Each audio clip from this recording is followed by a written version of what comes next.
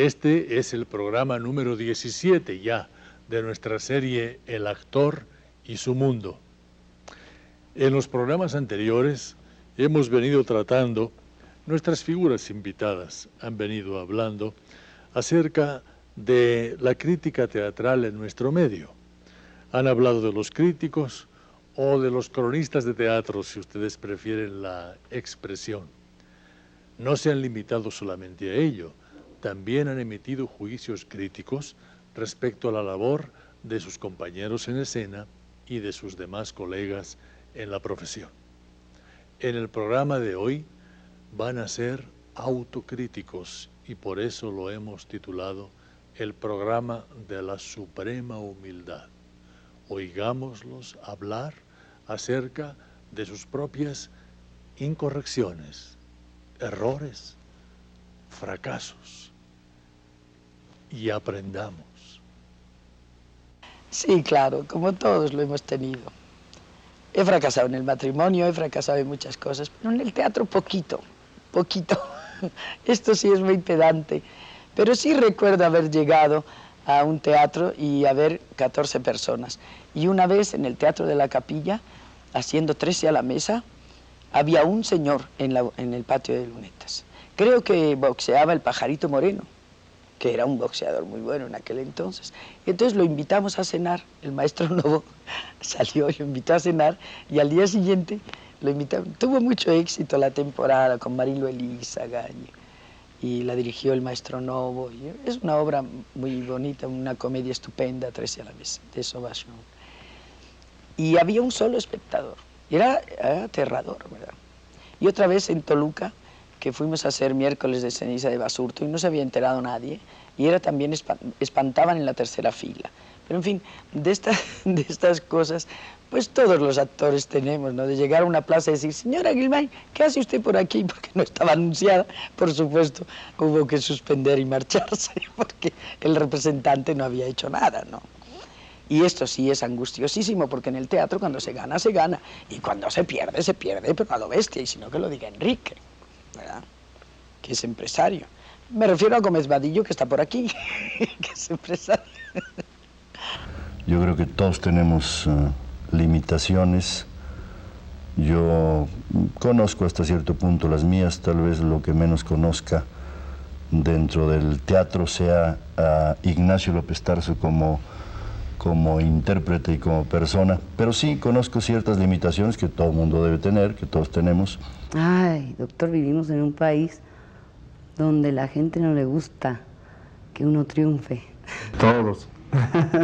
No, pues yo considero que es muy difícil y que pues la gran lección es el fracaso.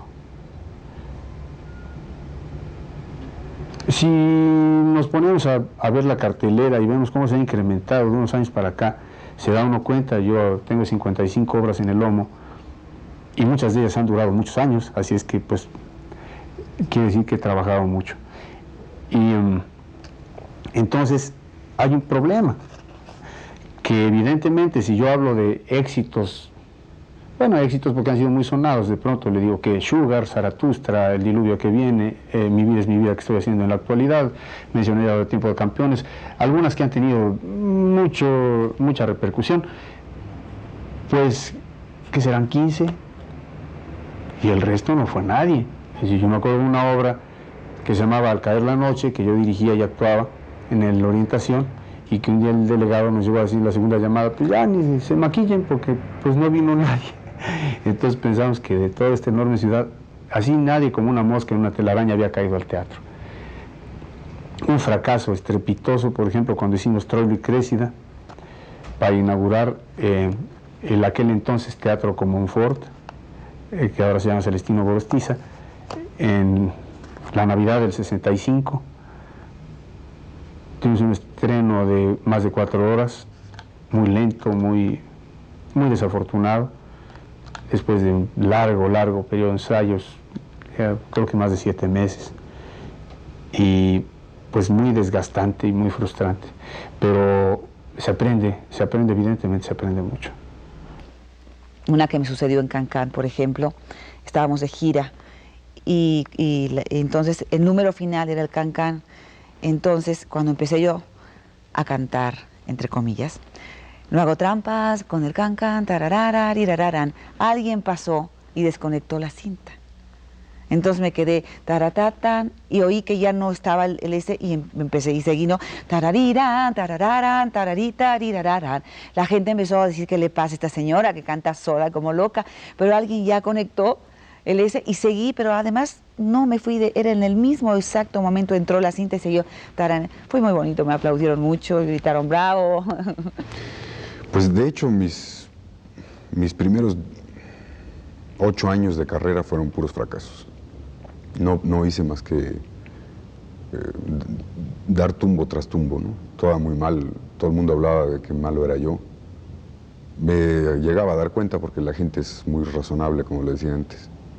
Entonces casi todo ha sido muy malo lo que he estado haciendo esos primeros 8 años. Después, cuando uno empieza a cuidarse, pues entonces ya empieza uno a ver dónde ha fracasado uno. Por eso decimos en el teatro que lo que más enseña a un actor son los fracasos que ha tenido. Porque entonces le quitan a uno la posible soberbia de estar bien en un papel y lo hacen a uno adquirir una mística muy extraña, que ya no se gana uno los cumplidos, sino ya lo que quiere uno es trabajar y hacer las cosas como deben de ser. Concretamente hay una obra que hice yo con Retes, con el maestro Retes.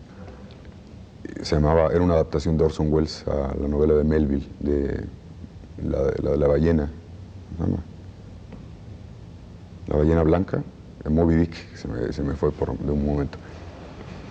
Y entonces, antes de entrar yo a escena, me había dado una oportunidad muy buena el maestro Retes, y antes de entrar a escena me dieron a leer una crítica en la que decía que yo era la mosca en la sopa, que todos estaban muy bien, éramos 13 actores, y que la mosca en la sopa era yo. Entonces ya en escena me di cuenta de la realidad, de que sí, que estaba yo sabía que estaba mal, pero no sabía hasta qué grado estaba mal, porque estaba yo empezando, era mi segunda obra, no sabía ni de qué es, ni cómo se comía eso. Tomé conciencia y vi el público y vi el daño que le estaba haciendo yo a mis compañeros, y me entró una vergüenza tan grande que me vino un vaído, me quedé no en blanco, sino en negro, y me desmayé en plena escena. Afortunadamente estaba detrás de mí una escalera que usábamos como si fuese uno de los palos del barco, y me caí sobre la escalera, y al caer sobre la escalera reaccioné otra vez, pero ya a partir de entonces ya nunca fui yo el mismo. Me di cuenta que era terrible estar mal en el teatro o en cualquier cosa, y eso para mí fue muy importante porque me desarrolló una autocrítica a partir de entonces, que no me gusta tener fracasos. Entonces, si hay fracasos, pues en todo caso serían de diferencias de opiniones, pero no una cosa así insultante, ¿no? Uy, terrible. Mire usted, cuando llevamos la Celestina al Festival de Manizales en Colombia, la mitad del público se levantó a aplaudir y a gritar bravo, la otra mitad a chiflar, pero no solamente eso, sino que a la salida nos apedrearon. Se juntaron unas 20 personas que estaban en contra de la obra y auténticamente nos apedrearon a Gironella, que era el espléndido escenógrafo de la puesta en escena, y a los actores de la Universidad de Guanajuato. Auténticamente nos apedrearon. Aquí en la Ciudad de México, cuando se estrenó en el Teatro Xola, pues hubo amigos míos que me dijeron es asquerosa, es repugnante. Inclusive Viviano Valdés, en El Gallo Ilustrado, en El Día, publicó un artículo pidiendo que me metieran a la cárcel. Y esto es cierto, esto no es una broma, y Viviano es un compañero mío de la Facultad de Leyes desde hace 25 años, ¿no?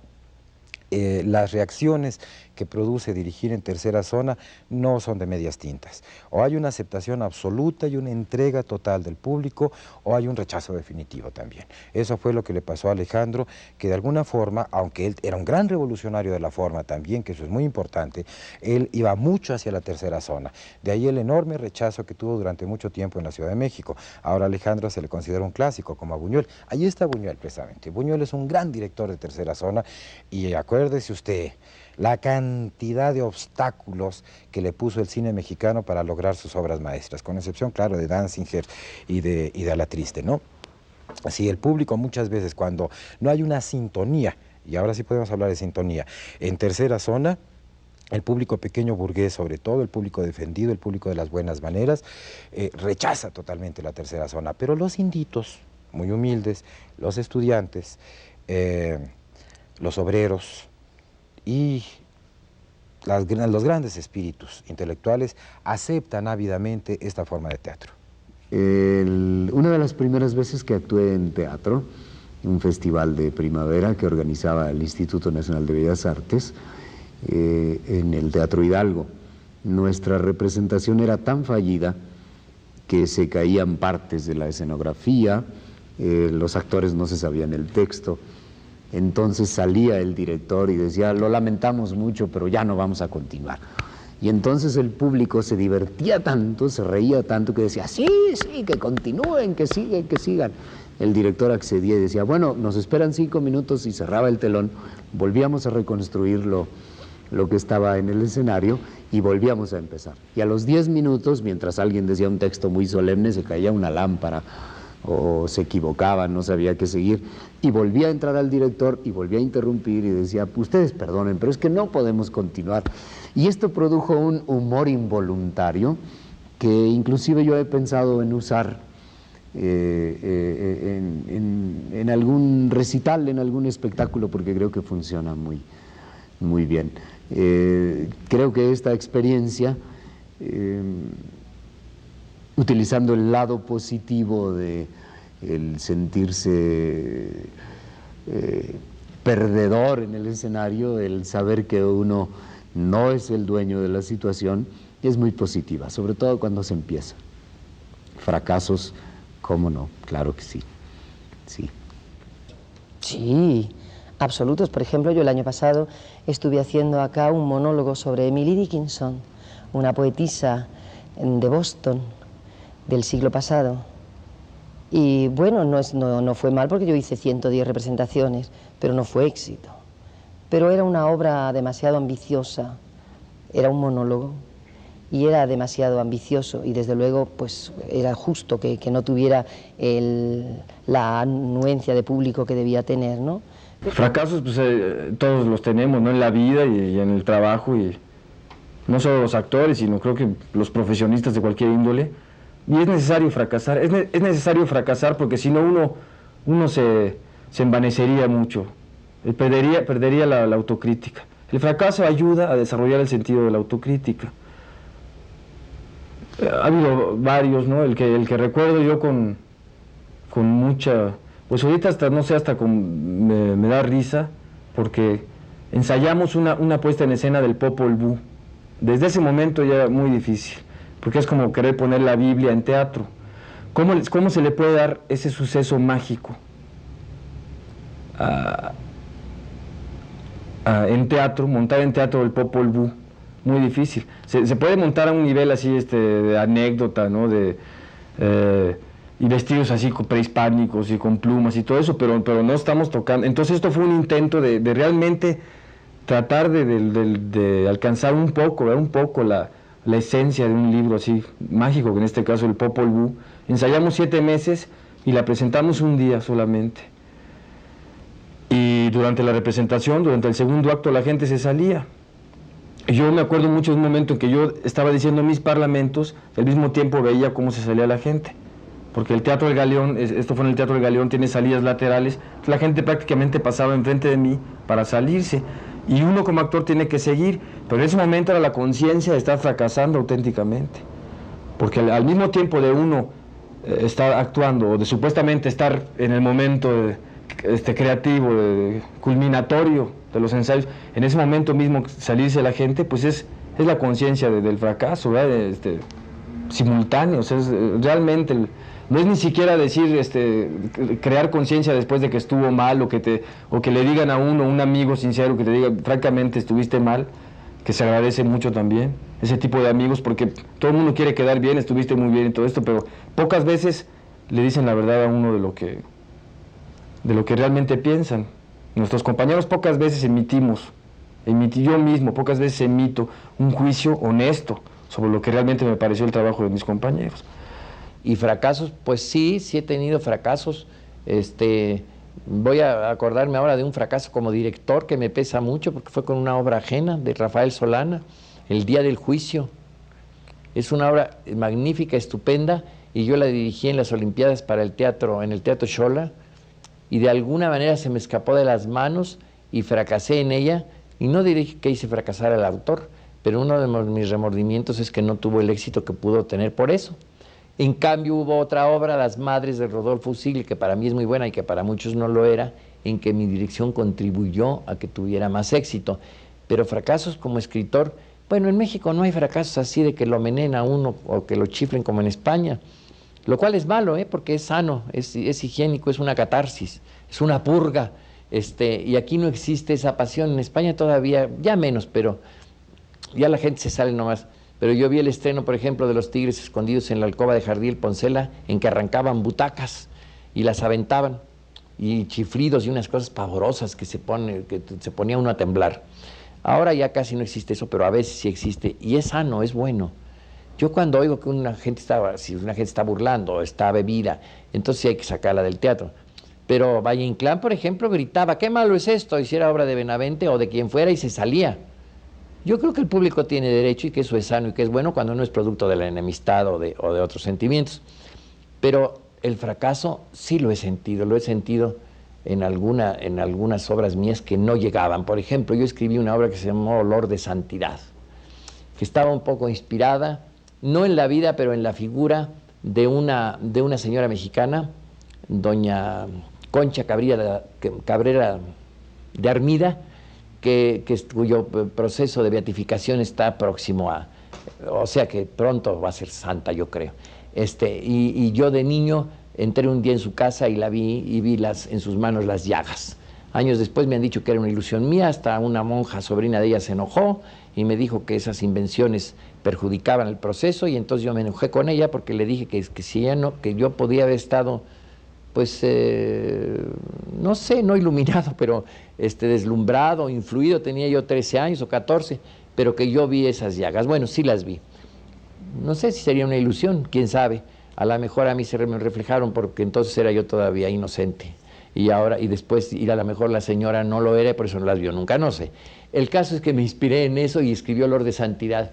Y tenía yo unas esperanzas enormes puestas. Y la obra duró 3 semanas con trabajo y no le gustó a nadie y sentí que no. Me consoló que un día don Francisco Monterde me dijo, el día que usted lleve a Buenos Aires o España esa obra, tendrá un gran triunfo. Pero sentí la sensación del fracaso y sentí que era sano, y otras veces no ha sido fracaso de público, sino fracaso de uno mismo, aunque vaya mucho el público, en 2 o 3 o en 4 obras que no he quedado satisfecho. Pero eso ha sido sano porque he pensado, es que estaba mal, es que la hice deprisa, es que el motivo no fue legítimo para escribirla, en fin. Creo que es sano el fracaso cuando se ha tenido algunas veces. Sí, tuve un gran fracaso cuando quise hacer una obra y cantar en la obra, aunque a muchas gentes, no sé, les gustó que yo hiciera eso, a mí después me di cuenta que no. Fue una obra brasileña, ¿qué cosa? Una obra nuestra, latinoamericana, con lo que yo amo a Latinoamérica. Se llamó La Gota de Agua, que es preciosa. Pero sencillamente no me iba el personaje, no me iba. Y yo lo hice con mucho cariño, con mucho amor, pero no salió.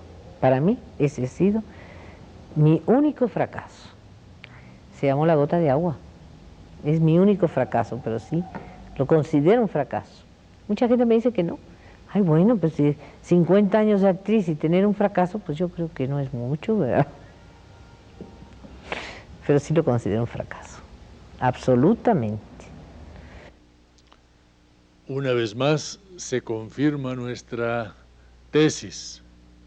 El inconforme, cuando es honesto, el crítico, cuando es auténtico, el disidente, cuando es veraz, lo son en primer lugar y fundamental y radicalmente consigo mismos.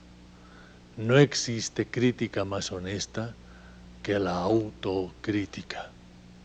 Así se tratan los grandes a sí mismos. Ellos son sus propios rivales. Sobre quienes deben predominar sobre sí mismos, cada día, en cada función, en cada actuación. Así permanecen en el lugar en el que están. Así siguen siendo grandes, porque siguen teniendo la capacidad de la objetividad crítica. Vaya lección la de hoy. Muy buenas noches y hasta el domingo que viene a las 9 en este nuestro canal 11.